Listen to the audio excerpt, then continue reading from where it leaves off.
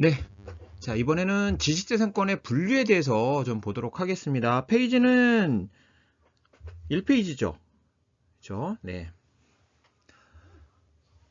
자, 지식재산권법의 분류입니다. 지식재산권법은 이 지식재산권법이라고 하는 법 자체가 실제 존재하진 않습니다. 형식적인 법전이 없습니다. 그러니까 지식재산에 해당하는 법률을 어, 이 포섭하는 포괄적인 표현으로서 지식재산권이라고 이제 이 지식재산권법이라는 표현을 쓰는 거지 형식적인 지식재산권법이라는 법률 자체는 없다. 여러분들 그러니까 예를 들어 이런 거예요. 법제처 들어가가지고 민법 하면 민법이 뜹니다. 예. 그러니까 민법은 하나의 형식적인 법전으로 돼 있어요. 근데 지식재산권법이라는 그런 법전은 있느냐? 없어요. 예, 개별적인 법률이 있어요. 특허법, 실용실험법, 디자인보호법, 상표법, 저작권법. 이건 두들기면 그게 뜹니다. 그렇지만 지식재산권법이라는 형식적인 법전은 없고 얘네들은 이제 포섭하는 법률로서 우리는 강학상 지식재산권법이라는 표현을 쓰고 있다. 이렇게 네, 말씀드릴 수 있겠고요.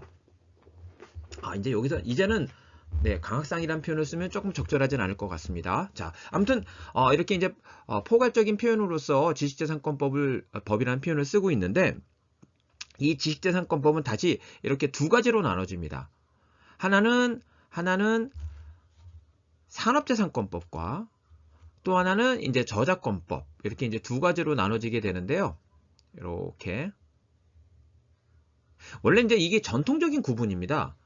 근데 이제 요거 먼저 말씀드리자면 여기 신지식재산권법이라고 있습니다. 이거는 21세기 정보통신사회로 넘어가면서 그 산업재산권법과 이제 저작권법에서 자꾸 이제 새로운 영역들을 이게 포섭을 하려고 그래요. 이 안에 집어넣으려고 해요. 근데 이게 집어넣어지지 않는 것들이 있어요. 그래서 이제 이런 것들을 이제 구분해서 이제 작은 법률들을 만들게 되는데 여기 이제 반도체 집적 회로의 배치 설계에 관한 법률, 뭐 식물 신품종 보호법 이런 것들 있잖아요. 이런 것들을 작은 법률을 만들게 되거든요. 그러니까 이런 것들은 뭔가 분류를 좀 해야 될 거 아니에요. 그래서 기존의 산업재산권법 체계도 아니고 저작권법에도 들어가지 않는 지식재산권 이걸 갖다가 우리는 신지식재산권이다라고 해서 이렇게 분류를 하고 있습니다. 네, 이렇게 이제 분류를 하고 있다는 거고 그런 법률들이 아마도 이제 점점 가면 또 새로운 4차 산업혁명 시대 새로운 어떤 기술들이 나오고 그것이 기존의 이제 이런 재산권법 으로 포섭하기 어려운 것들은 아마 신지식재산권법으로 이제 아마 새로운 법률로 이제 만들어지게 될 겁니다. 네, 그런 것들이 계속 들어올 수 있다. 예, 근데 이제 우리가 공부하려고 하는 것은 이 신지식재산권법에 대한 이런 법률들을 공부하려고 하는 건 아니고, 예, 이 본 강의에서는 기존의 이제 전통적인 범위인 산업재산권법과 저작권법을 공부하려고 하는 것이다. 그럼 이제 이 산업재산권법이 먼저 있는데요. 이 산업재산권법도 산업재산권법은 산업을 발전시키기 위해서 만들어진 법률이에요. 그래서 이걸 우리는 보통 우리가 이제 산업이라고 표현을 하고 그 다음에 우리가 산업 발전을 위해서 만들어졌다라고 해서 산업 입법 이런 표현을 씁니다. 우리가 입법부 이런 표현을 쓰잖아요. 그러니까 산업 발전을 위해서 법이 세워졌다. 그래서 보통 산업입법이다 이렇게 얘기를 합니다. 그러니까 이제 산업재산권법은 산업과 관련 있는 거잖아요. 산업 발전과 관련 있는 거기 때문에 이거 어디서 주관하게 되냐면 우리 이제 정부 부서 중에서 이제 산자부가 이것을 주관하게 되는데 근데 이제 산자부도 굉장히 산업과 관련돼서 다양한 일을 하게 되잖아요. 그러니까 이제 이게 산자부가 이것만 집중할 수 없다고요. 그래서 이제 이것만 집중적으로 이제 관리 운영할 수 있는 그 별도의 청을 만듭니다. 별청을 만듭니다. 그래서 이제 그게 이제 뭐냐면 이제 바로 특허청이에요. 예. 그래서 산자부 산하에 특허청은 이 산업재산권법을 운영 관리하는 정부 기관이다. 이렇게 이제 보시면 될 것 같고요. 네. 결국은 이 그 산업재산권법은 뭘 위해서 만들어졌다? 산업 발전을 위해서 만들어졌다. 아이고 제가 이게 펜을 쓰는 게 아직 익숙하질 않아서 네, 네 여기죠. 산업 발전을 위해서 만들어졌다라는 겁니다. 자, 그 이 산업발전에는 산업발전을 위해서 만들어진 법률은 이것도 역시 마찬가지로 지식재산권과 마찬가지로 포섭적이에요.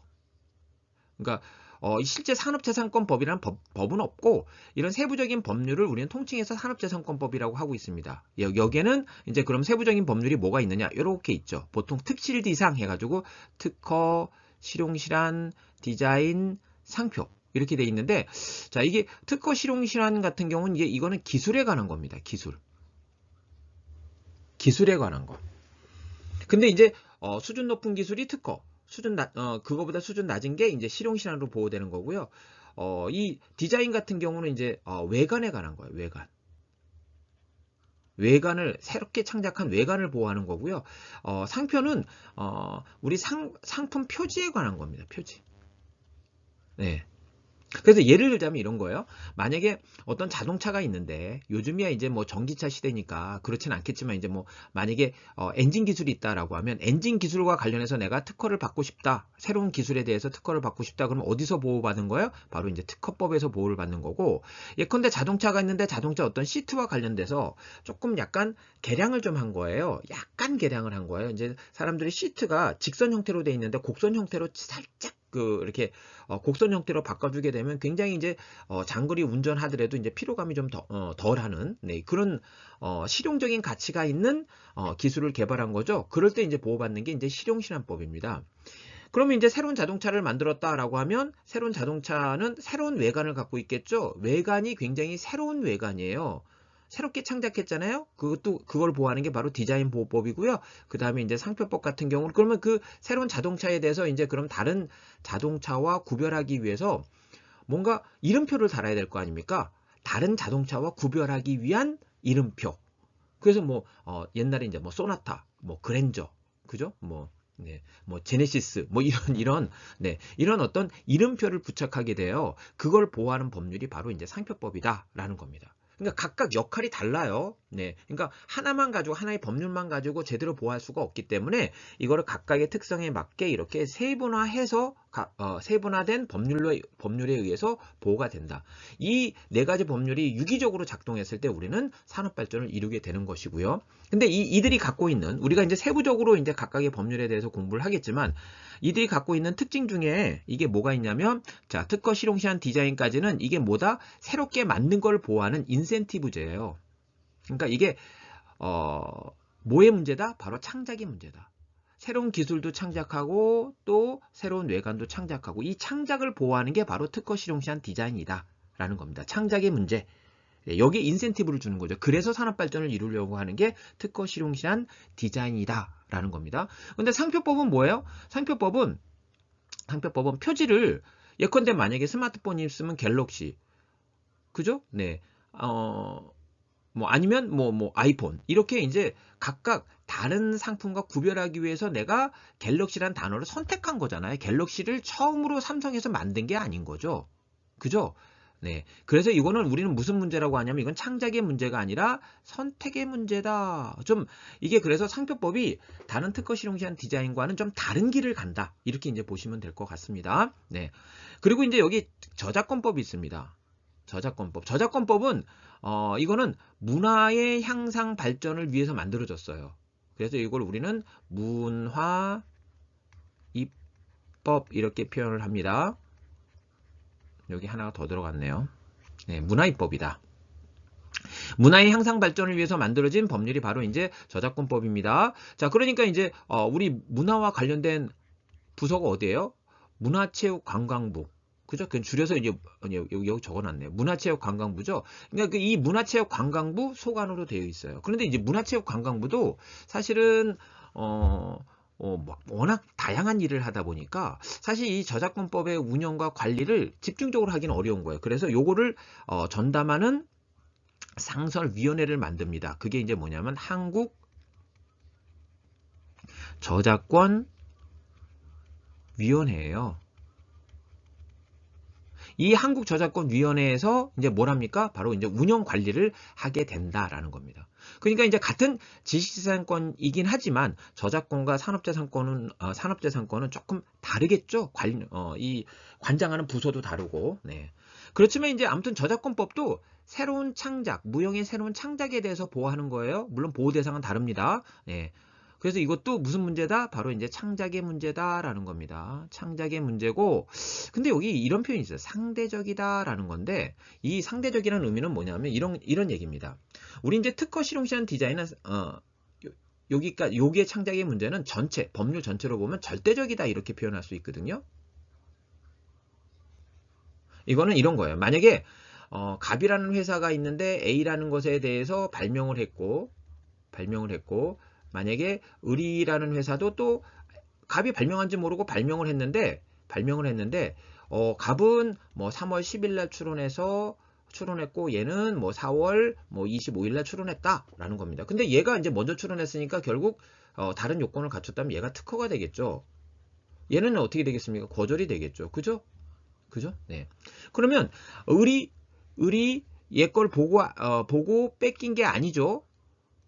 그렇죠? 그렇지만 독점 배타권은 누구한테 생겼어요? 얘한테 생겼어요, 얘한테. A라는 발명에 대해서는 갑이 특허권자예요. 근데 을이 이걸 갖다가 본인이 발명했으니까 실시를 합니다.